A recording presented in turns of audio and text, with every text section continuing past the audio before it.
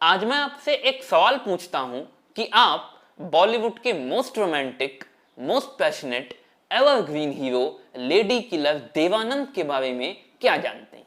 आप जो भी जानते हो कमेंट सेक्शन में कमेंट करके मुझे जरूर बताइएगा। खैर, आप जो भी जानते हो, कुछ जानते हो या ना जानते हो, लेकिन आज मैं आपको देवानंद के बारे में एक ऐसी बात बताने वाला हूं जो आप पक्का नहीं जानते होंगे।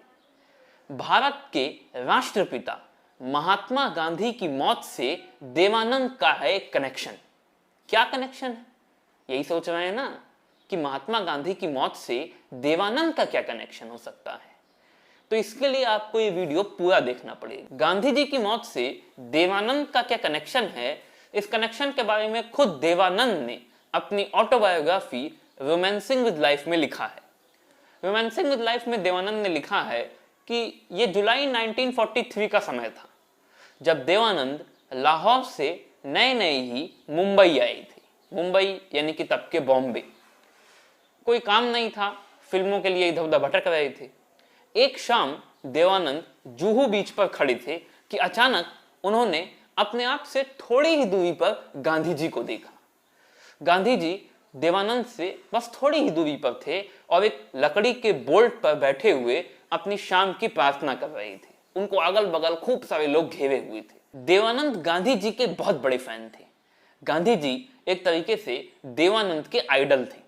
देवानंद गांधी जी से मिलने के लिए गांधी जी की ओर भागे भी, मगर भीड़ इतनी ज्यादा थी, लोग इतने ज्यादा थे कि देवानंद भीड़ में ही कहीं गुम हो गए और गांधी जी से मिल नहीं पाए। इसके 4-5 सालों के बाद जब देवानंद को उनके कैरियर की पहली बड़ी फिल्म मिली, पहली हिट फिल्म मिली, जिद्दी। जिद्दी ने देवानंद को फिल्म इंडस्ट्री में एक चमकता हुआ स्टार बना दिया। जिद्दी से मिले पैसों से देवानंद ने अपनी जिंदगी की पहली कार खरीदी। बचपन से ही देवानंद का सपना था कि एक दिन उनके पास उनकी खुद की कार होगी, और जिद्दी फिल्म से मिले पैसों से देवानंद ने अपने लिए पहली कार खरीदी, हिलमैन मिंक्स। ये उस कार का मॉडल नेम है। आप गूगल पे सर्च कर सकते हैं, आपको इस कार की फोटो मिल जाएगी। जहां तक मुझे सही जानकारी है तो अब कंपनी ने हिलमैन मिंक्स मॉडल बनाना बंद कर दिया है। जिद्दी के प्रोड्यूसर प्रताप राणा के साथ जाकर देवानंद ने हिलमैन मिंक्स कार को खरीदा। उसके बाद प्रताप राणा ने ही देवानंद को यह कार चलानी सिखाई और प्रताप राणा को ही अपने बगल की सीट पर बिठाकर देवानंद कार की टेस्ट ड्राइव करने के लिए मेन रोड पर निकल पड़े। देवानंद ने कार के एक्सीलेटर पर पैर धर दिया और फुल स्पीड में कार को भगा दिया। प्रताप राणा ने सोचा भी नहीं था कि देवानंद कार को इतनी तेज चलाने लगेंगे। प्रताप राणा देवानंद से कहने लगे, देव धीमे करो, धीमे करो, धीमे करो, स्पीड कम, स्पीड कम। मगर देवानंद किसी की कहां सुनने वाले थे। देवानंद उसी स्पीड में कार को चलाते रहे। कार मेन रोड पर सरपट भागी जा रही थी, इतनी तेज स्पीड में, इतनी तेज स्पीड में कि अगल बगल के लोग चौंक चौंक कर देखने लगे, कौन है भाई, किसकी कार है, कौन इतनी तेज चला रहा है। सामने एक चौराहा था, चौराहे पर एक पुलिस वाला था। उस जमाने में मुंबई में हर चौराहों पर जैसे आज ट्रैफिक लाइट्स लगी हैं, तब नहीं लगी थी। ट्रैफिक लाइट्स तब होती ही नहीं थी। तब केवल ट्रैफिक पुलिस वाला सीटी से ट्रैफिक को कंट्रोल करता था। उसने देवानंद की कार को जब इतनी तेज आते देखा तो उसने सीटी बजाकर हाथ का इशारा किया, रुको रुको रुको। मगर देवानंद ने पुलिस वाले की एक न सुनी और पुलिस वाले के बगल से ही सरपट स्पीड से निकल गए। वो पुलिस वाला कार के पीछे पड़ गया। प्रताप राणा ने देवानंद से कहा, देव कार रोको, कार रोको, पुलिस वाला पीछे आ रहा है, कहीं अरेस्ट न कर दे, कहीं अरेस्ट न कर ले। देवानंद ने कहा, अरे आ रहा है, आने दो, अरेस्ट नहीं करेगा, वो बताता हूं मैं। और देवानंद ने कार की स्पीड और तेज कर दी। प्रताप राणा ने अचानक पीछे देखा तो पुलिस वाला अपनी जेब से एक छोटी सी डायरी निकालकर देवानंद के कार के नंबर को नोट करने की कोशिश कर रहा था। लेकिन अचानक देवानंद ने जैसे ही कार के एक्सीलेटर की स्पीड और बढ़ा दी, कार और तेज चलने लगी और पुलिस वाला तो पैदल आ रहा था पीछे दौड़ते दौड़ते। वो कहां तक देख पाएगा, कब तक देख पाएगा। देवानंद की कार उसकी आंख से ओझल हो गई।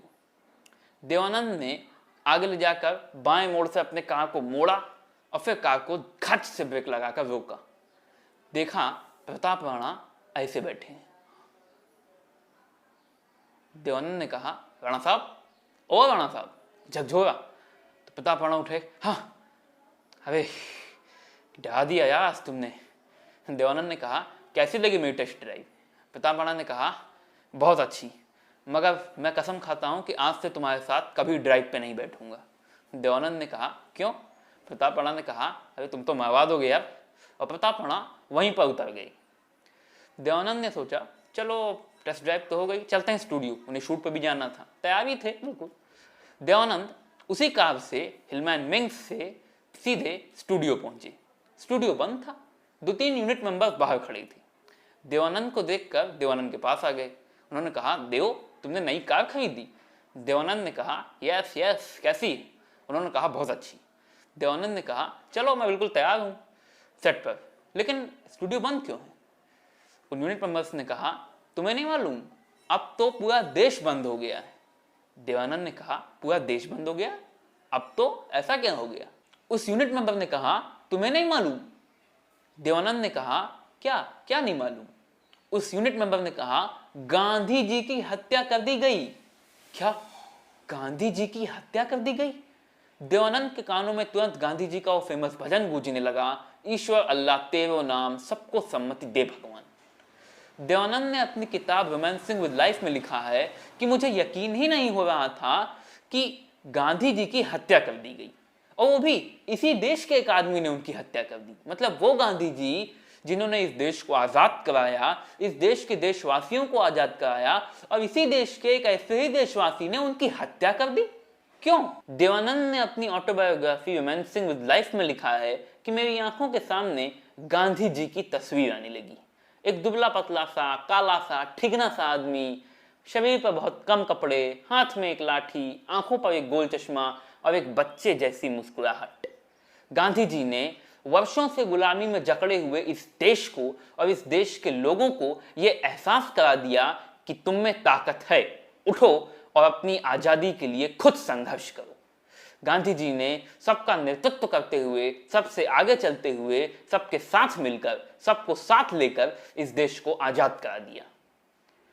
देवानंद को अचानक वो दृश्य भी याद आने लगा जब कुछ साल पहले जुलाई 1943 की एक शाम को जुहू की रेत पर खड़े होकर उन्होंने अपने आप से चंद कदमों की दूरी पर गांधी जी को देखा था।